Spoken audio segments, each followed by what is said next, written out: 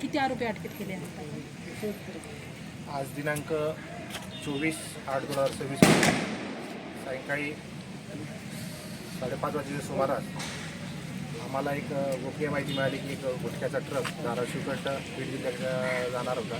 तो खर्ड्याकडनं जातेगाव रोडने निघाला होता. त्या टेम्पोला अडवण्यासाठी आम्ही नाकाबंदी जातेगाव फाटा या ठिकाणी लावली होती. सदरचा टेम्पो हा पोलिसांनी इशारा करता देखील थांबला नाही.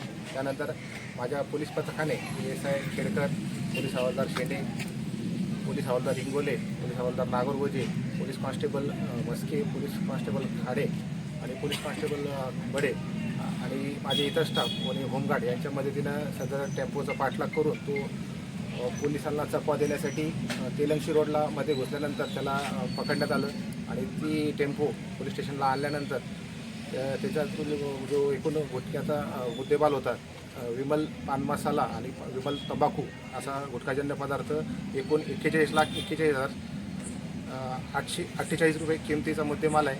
सदरचा मुद्देमालाचा सविस्तर पंचनामा केलेला आहे आणि जे संबंधित आरोपी आहे यांच्याविरुद्ध आता गुन्हा दाखल करण्याची प्रक्रिया चालू आहे.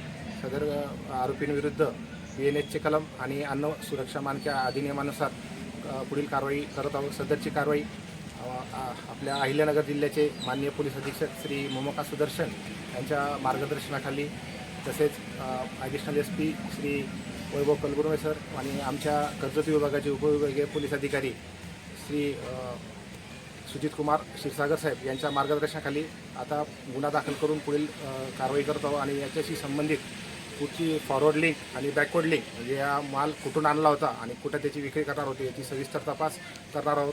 काही आरोपी आमच्या कस्टडीत आहेत त्यांचा तपास करून पुढील तपास करणार आहोत. सर, आरोपींबद्दल सांगा ना, आरोपींचं नाव? अजून ते सर्व तपास